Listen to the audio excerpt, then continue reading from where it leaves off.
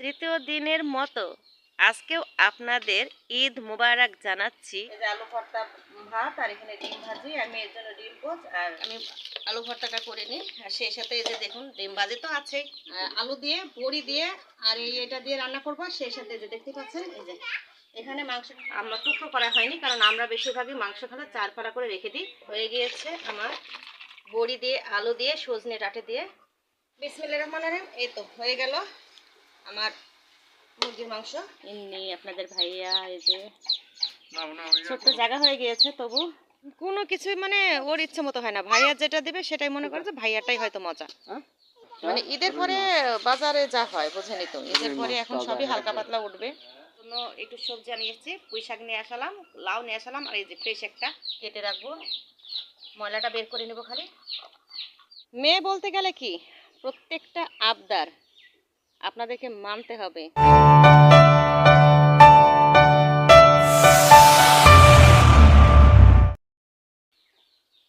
আসসালামু আলাইকুম এভরিওয়ান, সবাইকে শুভ সকাল। তৃতীয় দিনের মতো আজকেও আপনাদের ঈদ মুবারক জানাচ্ছি। আজকে ঈদের তৃতীয় দিন। তো সবাই এখনও ঘুমিয়ে আছে, ফ্যামিলি সবাই। আমি তো আপনাদেরকে সকাল থেকে একেবারে রাত পর্যন্ত আপডেটটা দিয়ে থাকি। তো সবাই যেহেতু ঈদের তৃতীয় দিনে মন ভরে ঘুমিয়ে আছে, বাড়ির যারা বাইরে গিয়েছে তারা এখনও আসেনি, শুধু আপনাদের ভাইয়া বাড়িতে এসেছে। কারণ মেয়েকে নিয়ে গিয়েছিল, মেয়ে একটু কান্নাকাটি করছিল দেখে চলে এসেছে। তো এই যে ঈদের 2টা দিন প্রচুর পরিমাণ রান্না বান্নায় ব্যস্ত ছিলাম, বা আমরা গৃহিণীরা কিন্তু ব্যস্তই থাকি। যেহেতু ঈদ, সবসময় রান্নার দিকে ফোকাস দিতে হয়, তার জন্য আমরা কোথাও মানে বেড়াতে ঘুরতে আমাদের কিন্তু সময় ওই 2টা দিন কখনোই হয় না। তে বাসার সবাই ঘুমিয়ে আছে, আমি উঠলাম, উঠে একটু ফ্রেশ হয়েছি, ব্রাশ করেছি, করে একটু হালকা পাতলা নাস্তাও করে নিয়েছি। কেননা আমাকে এখন চুলার পরে বসতে হলে একটু সময় লেগেই যাবে, তার জন্য একটু হালকা পাতলা নাস্তাও করে নিলাম। আম্মা আব্বা বসে আছে, সকালে ঘুম থেকে উঠে আম্মা আব্বাও একটু হালকা পাতলা নাস্তা করে নিয়েছে, কারণ ওদেরকে তো আবার সকালে ওষুধ খেতে হয়। আম্মার খুবই মন খারাপ, কারণ যে আম্মার যে আপনারা বলি যে অনেকগুলো আমার মুরগি, সেই মুরগির মাঝে চারিদিকে কিন্তু বসন্ত রোগে ভরে গিয়েছে। তে একটা মুরগি অলরেডি কালকে মরে গিয়েছে, আরও মানে বুড়েনে মনে করেন যে বাচ্চা সহ উঠেছিল, সে বুড়েনে মারা গিয়েছে। আরও কয়েকটা দেখে হালকা পাতলা, জানি না কি হবে। এবার মনে হয় আমাদের বাসার সব মুরগি একবারে শেষ হয়ে যাবে। তো যাই হোক, কালকে একটা মারা গিয়েছে, এখন দেখি কি অবস্থা হয়। তে মনে করেন যে এই বসন্ত রোগে সারা গ্রামে যতগুলো মুরগি এখন সব শেষ করে দেবে। হঠাৎ করে এটা এসেছে, আমরা কিন্তু বুঝতে পারিনি।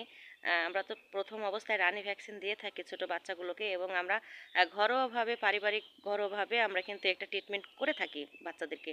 তো সেটা আমরা অলরেডি করছি, তারপরে হয়তো এবার আর বাচ্চার আশা নেই। তো যাই হোক, চেষ্টা করছি তাদেরকে বাঁচানোর। অনেকগুলো বাচ্চা উঠেছে, আপনারা দেখেছেন আমার ভিডিওতে। তো সে সূত্রে মনে করেন আজকে ঈদের তৃতীয় দিন। আর আজকে ঈদের তৃতীয় দিন মানে ঘোরাঘুরির দিন। এই যে 2টা দিন যারা ফ্যামিলি মানে গৃহিণীরা যারা আছে, তাদের তো কোনো সময় বা আলাদা সময় বের করবার মতো ক্ষমতা নেই। তো ঈদের তৃতীয় দিনই হচ্ছে মোক্ষম সময় ঘরোয়া মানুষ যারা আছে তাদের ঘোরাফেরার দিন। আর যারা চাকরিজীবী আছেন তাদের তো ছুটি ছাটা এবার 10টা দিন মনে হয় পেয়েছেন। কে কোথায় ঘুরতে যাচ্ছেন অবশ্যই আমাকে কমেন্টস করে জানাবেন, এবং এবার ঘুরতে গিয়ে কে কেমন এনজয় করছেন সেটাও আমাকে জানাবেন। আমাদের ঘোরার কোনো কপাল নেই, কারণ যারা ঢাকা থেকে এসেছে, ধরেন তাদের তো আবার ব্যাক করার সময় হয়ে আসছে, কারণ এবার 10টা দিন ছুটি। সেই 10 দিন ছুটির মাঝে সবাই কিন্তু শুক্রবারে গিয়ে পৌঁছাতেই হবে। আর শুক্রবার মানে পুরো বাংলাদেশের যারা চাকরিজীবী আছে তারা কিন্তু একই দিনে একই সাথে সবাই কিন্তু যাওয়ার চেষ্টা করবে, কারণ কেউ তো চায় না যে এতদিন পরে বাড়িতে এসে একদিন আগেই চলে যায়।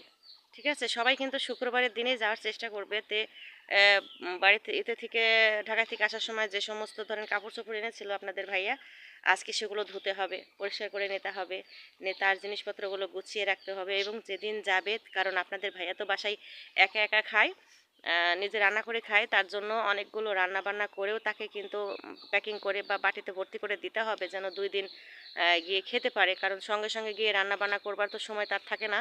তার জন্য কিছু রান্না বান্না করে আমাকে দিয়ে দিতে হবে। তাই আজকে থেকে ধরেন মানে কাচাকুচি যে সমস্ত কাজগুলো আছে সেগুলো করে একদম প্যাকিং করে ভর্তি করে দিয়ে রেখে দেব, যেন আমার ওই 2-3 রান্না বান্নার যেন সমস্যা না হয়। দেখি, যেটাই করব না কেন আপনাদের সঙ্গে তো আমি অবশ্যই শেয়ার করব। তে আজকে যে সকালটা এভাবে আমার কেটে যাচ্ছে, আমি কিন্তু অলরেডি হাঁটাহাঁটি করেই এসেছি। কারণ খুব সকালে হাঁটাহাঁটি না করলে ভালো লাগে না। একটু রোদ উঠে গেল আর মানে মাঠে যাওয়া যায় না, কারণ আমার তো মাইগ্রেনের সমস্যা হালকা পাতলা আছে। একটু সূর্যের যে একটা তাপটা যদি আমার চোখে পড়ে, মাথাটা ব্যথা করতে শুরু করে।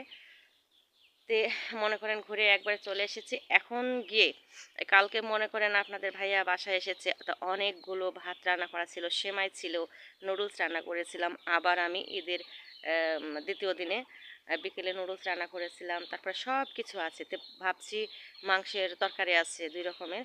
তো একটু ভাতটা যেগুলো আছে এগুলো আমরা খেয়ে নেব। আর খিচুড়ি খেতে চাচ্ছিল, কারণ ওরা হলে খিচুড়ি খুবই পছন্দ করে। তো ভাবলাম একটু খিচুড়ি আর সকালবেলায় ঘুম থেকে উঠে রাইস কুকারে একটু খিচুড়ি আর ডিম ভাজি করে দেবো, তাহলে যথেষ্ট। আর মাংস আছে, সেটা দিয়ে হয়ে যাবে, আমারও একটু সময়টা বেঁচে যাবে। আমার ছেলেও খিচুড়ি খুব পছন্দ করে, আপনাদের ভাইয়াও খুব পছন্দ করে, আমার আব্বাও হালকা পাতলা খায়। তো তার জন্য আর কোনো সমস্যা নেই। তো সকালে নাস্তা আমি এটাই করব। তো সঙ্গে থাকুন আপনারা। সারাদিন যা যা করি তাই তাই আমি আপনাদেরকে সঙ্গে অবশ্যই শেয়ার করব। আর ঈদের তৃতীয় দিন যাদের সুযোগ আছে গৃহিণীরা কখনোই ছাড় দেবেন না। আমাদের সুযোগ নেই ভাই, ছাড় দিয়েই কি আর না দিয়েই কি। কারণ আমরা যেহেতু গ্রামে এসেছি, এখানে ঘোরাঘুরির জায়গাটা খুবই মানে স্বল্প। মানে যেখানে যাবেন একটু দূরে দূরে, মানে দূরে দূরে যেতেই শেষ, দেখবো কি আর আসবো কি। তার জন্য ঘোরাঘুরির দিনটা না আমরা বাদই দিয়ে দিয়েছি। সে সূত্রে বাসায় অনেক কাজ আছে, সেগুলো আমাদেরকে সারতে হবে। তো দেখি টুকটাক আবার কি করতে পারি আজকে। আর আজকে রান্নাটাই বা কী করতে পারি সেটা আমি আজকে ভাবছি। পুরো একেবারে হালকা পাতলা, মানে এই মাংসের এই সমস্ত খেতে খেতে আসলে একদম বিরক্তবোধ হয়ে গিয়েছি এই 2-3টা দিনে। তো একবারে হালকা পাতলা কিছু করতে পারি কিনা দেখি। যা করব তাই আপনাদের সঙ্গে শেয়ার করব। তো সবাই ভালো থাকবেন। আমি যেগুলো সকাল থেকে শুরু করব অবশ্যই আপনাদের সঙ্গে শেয়ার করব।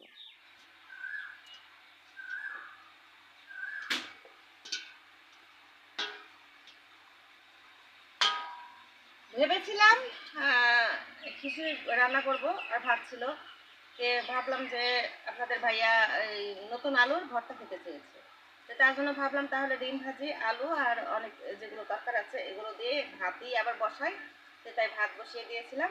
এই যে আলু ভর্তা, ভাত, আর এখানে ডিম ভাজি, আমি এর জন্য ডিম পোচ আর ওই যে এটা ওটা যে ঝোল টোল দিয়ে এগুলো দিয়ে আজকে আমাদের হয়ে যাবে। মাংসের ঝোল টোল অনেক কিছুই আছে হালকা পাতলা, এগুলো দিয়ে আমাদের কিন্তু আজকে সকালের নাস্তাটা এভাবে আমরা করে নেব। এই যে একেবারে এই যে নতুন সূর্যমুখী আলু, এই আলুটাতে ভর্তা কিন্তু খুবই সুন্দর লাগে। আমি আলু ভর্তাটা করে নিই। আর সেই সাথে এই যে দেখুন ডিম ভাজি তো আছেই। এই যে ডিম ভাজি দিয়ে আলু ভর্তা দিয়ে সকালে গরম ভাত সেই ভালো লাগবে খেতে। সেই সাথে এই যে দেখুন বেশি করে সরিষার তেল দিয়ে দিলাম, আলাদাই টেস্ট লাগবে। এই যে আলু আর সজনে ডাঁটা আমি এখানে কুটে রেখেছি, কুটে নিয়েছি, নিয়ে পানিতে ভিজিয়ে দিয়েছি। দেওয়ার পরে যে এই সাইজ করে আমি এই করছি করে, যেহেতু মাছ নেই, ঠিক আছে, এটা মাছ দিয়ে রান্না করলে অসাধারণ লাগে। মাছ দিয়ে রান্না করে আপনাদেরকে দেখাবো, কিন্তু পাড়া হয়েছে যেহেতু। আর ঈদের জন্য বেশি মাছ, রুই মাছ দিয়ে খুব ভালো লাগে, তো এগুলো আমি এখন কিনিনি। ঈদের পরে এগুলো হলে কিনে আমরা হলে ফ্রিজে রাখার কথা ছিল, তো ভাইয়েরা আসলে আবার বাজার হবে। তার জন্য আমি আজকে এই যে আলু দিয়ে বড়ি দিয়ে আর এটা দিয়ে রান্না করবো। সেই সাথে যে দেখতে পাচ্ছেন এই যে এখানে মাংস কিন্তু ভিজে নিয়েছি, মাংসটা একটু কষা কষা করব। এটাতেই আমাদের বাসায় আজকে হয়ে যাবে, মানুষ যেহেতু কম, দুপুরে রান্নায় আমরা এগুলোই রান্না করবো। এই যে বড়ি এনে নিয়েছি, এই যে বড়ি দিয়ে রান্না করব। তো চলুন আমি চুলাটা জ্বালিয়ে দিই। মেলা তো চুলা জ্বালিয়ে দিয়েছি, তো প্রথমে আমি যে বড়িগুলো ভেজে নেব। এই যে দিয়ে দিলাম, খুব জোরে জাল চলে গিয়েছে, তাই দ্রুত ভেজে নিতে হবে। সবসময় আমি বলি বড়ি দিয়ে অন্য কিছু রান্না করতে হলে বড়িটাকে কিন্তু অবশ্যই ভেজে নিতে হবে। এই যে একদম হালকা করে ভেজে নিতে হবে, না হলে কিন্তু কাঁচা একটা গন্ধ করবে। আর এই যে দিয়ে দিলাম তেল, এই যে দিয়ে দিলাম পেঁয়াজ কুচি,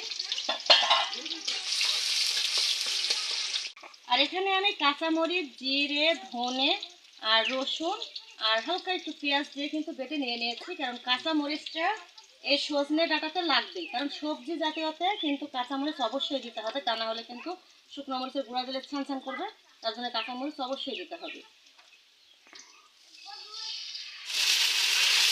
ভালোভাবে কষিয়ে নিতে হবে। ডাঁটা রান্না করবো, তাই মশলাটাকে কিন্তু ভালোভাবে কষিয়ে নিতে হবে, মশলা থেকে যেন গন্ধটা না আসে। তো দিয়ে দিলাম। এই তো মশলা আমার অলরেডি কষানো হয়ে গিয়েছে, এই তো দিয়ে দিলাম।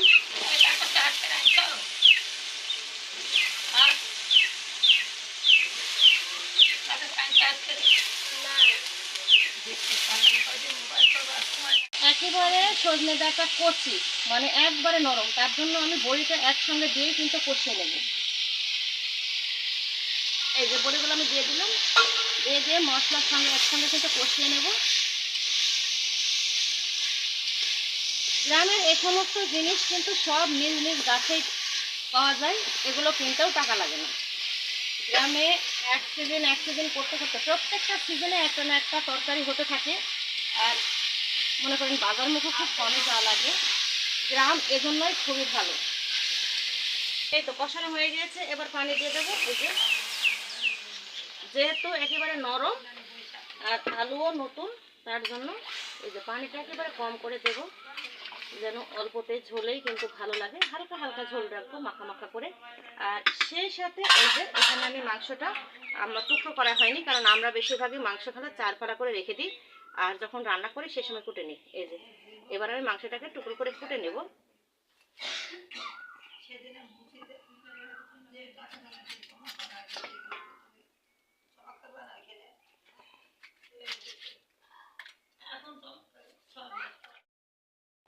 এই তো দেখতেই পাচ্ছেন, এই যে অসাধারণ কালার এসেছে, হয়ে এসেছে, আর একটু হলেই কিন্তু হয়ে যাবে।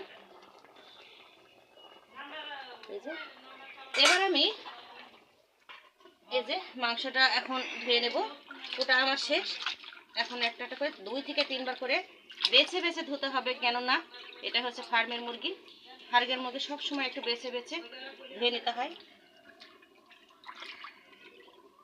3 থেকে 4 বার আমি ধুয়ে নেব।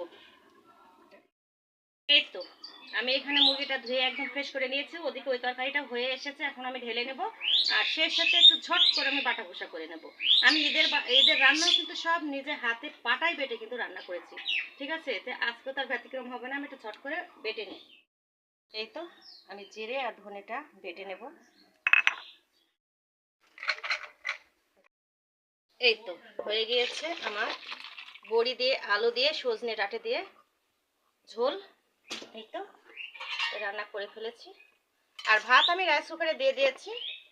রাইস কুকারে ভাতটা হলেই এখন আমি মাংসটা করে নিলেই কিন্তু হয়ে যায়। এই তো ধনে, জিরে আর এলাচের ফল আমি বেটে দেবো, দারচিনি, এই সমস্তগুলো আমি গোটায় দিই, কেননা দারচিনি বেটে দিলেই তরকারিটা একেবারে কালার নষ্ট হয়ে যায়, কালো হয়ে যায়, তার জন্য আমি কখনোই দারচিনি আর বেটে দিই না। সজনে ডাঁটা রান্না করে ফেলেছি, বাটা ঘষা করেও নিয়ে এসেছি। এবার আমি মাংসটা বসিয়ে দেবো।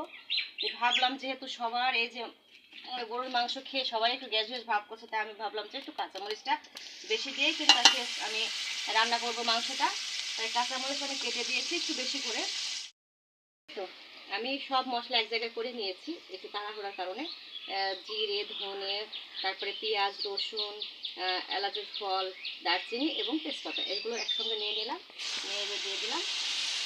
আগে ভালো করে কষিয়ে নেবো, যেহেতু মুরগির মাংস তাই মশলাটা কষানো কিন্তু খুবই জরুরি, খুব ভালোভাবে মশলাটা কষিয়ে নিতে হবে। ফ্রেশ করে আমি চিকেনটাকে ধুয়ে নিয়েছি, এবার দিয়ে দেবো। মশলা কিন্তু খুব সুন্দরভাবে কষানো হয়ে গিয়েছে।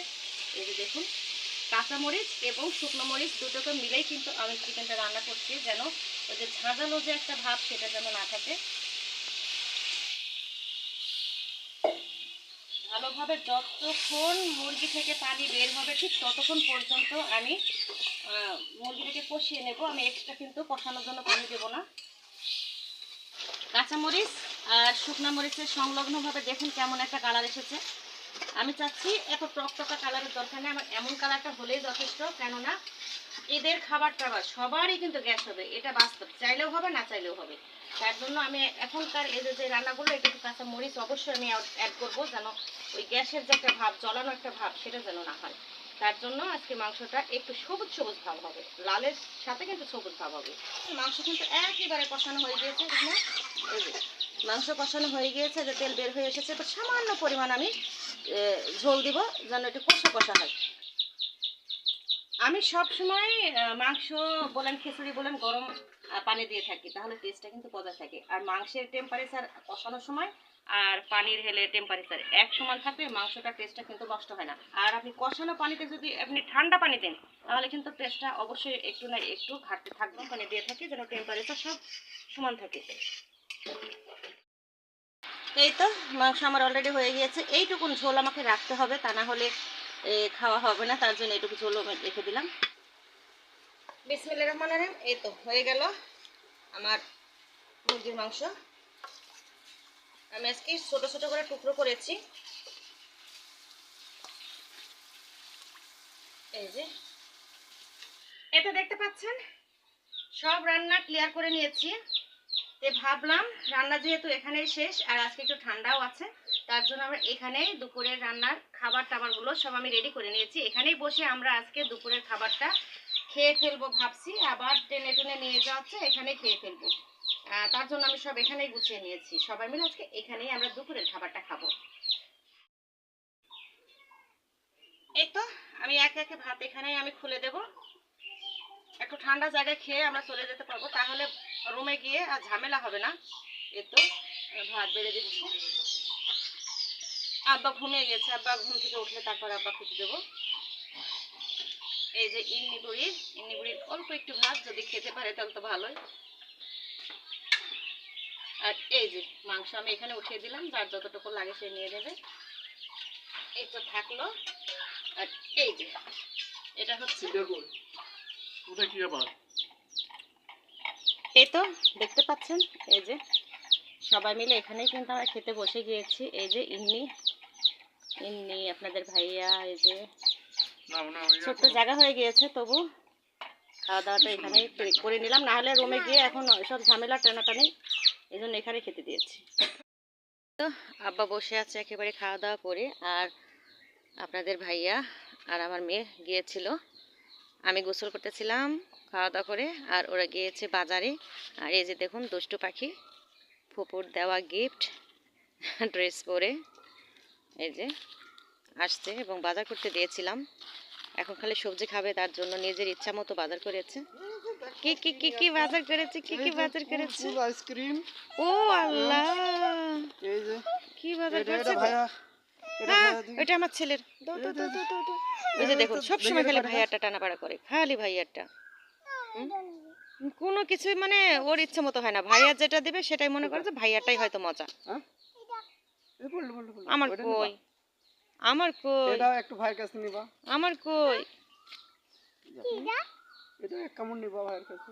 না আমার ছেলেটা দেওয়া যাবে না, আমারটা দেবো না আমি। কি বাজার দেখি, আমার কই, ছেলে আর মেয়ের জন্য তো ঠিকই নিয়ে আসলাম, আমার কই।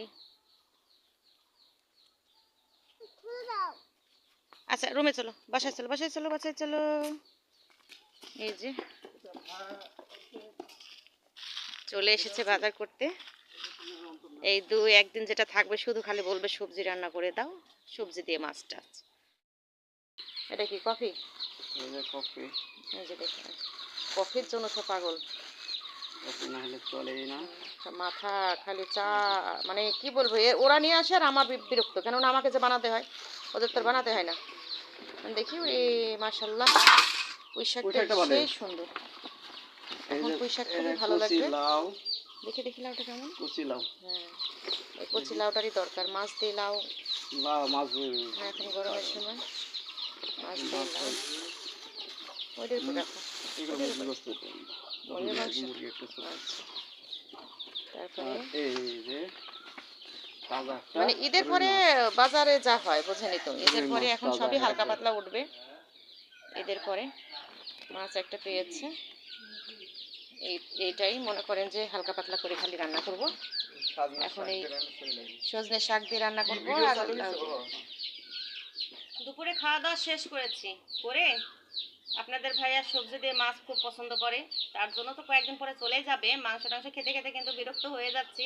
যে আজকে আমি সজনে ডাঁটা রান্না করেছিলাম, মানে সবজির দিকে গিয়েছি তবু চিকেন রান্না করেছিলাম। সে সাথে যে বিকেলে আমাদের এখানে আজ হাটের বার, ঠিক আছে, হাট গেল, মানে বাজার গিয়েছে, তার জন্য একটু সবজি আমি এসেছি। পুঁই শাক নিয়ে আসালাম, লাউ নিয়ে আসালাম, আর এই যে ফ্রেশ একটা, এই যে দেখুন একেবারে রুই মাছ। সেই রুই মাছটা আমি এখন আজকে তো রান্না করব না, আমি কুটে রাখবো, কিন্তু একেবারে কুটবো না, আঁশগোলা ছাড়িয়ে ইয়ে করে খালি পেটে নাড়িটা মানে কেটে দিয়ে এভাবে জড়িয়ে ফ্রিজে রেখে দেবো। যেদিন রান্না করবো সেদিন আমি কিন্তু পিস করে কেটে নেব।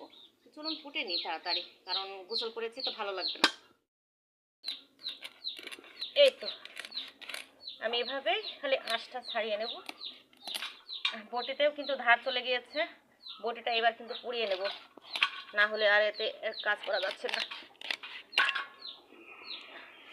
মাছ কিন্তু একেবারে তাজা, এখনো কিন্তু মুখটা বের করছে, নড়াচ্ছে। তা ভাবলাম যে আমি এভাবে দ্রুত কুটে নিই। রাখো।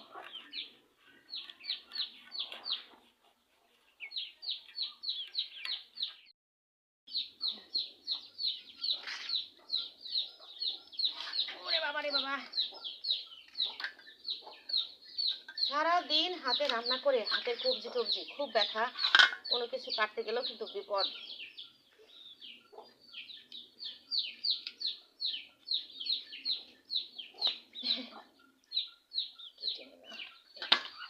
ও বাবা,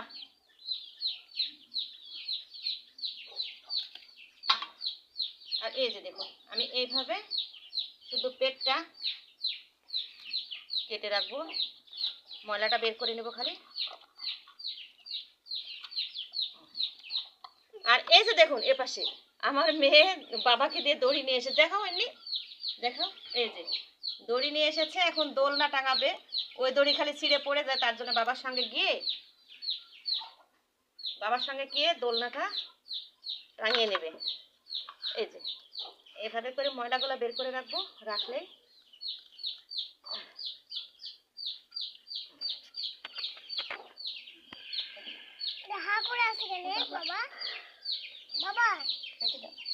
দেখুন এখনো কিন্তু নড়ছে।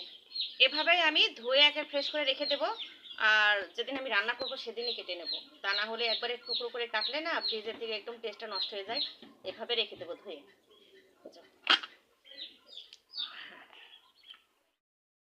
আর এই যে দেখুন বারবার আমি দোল টাঙিয়ে দিচ্ছি,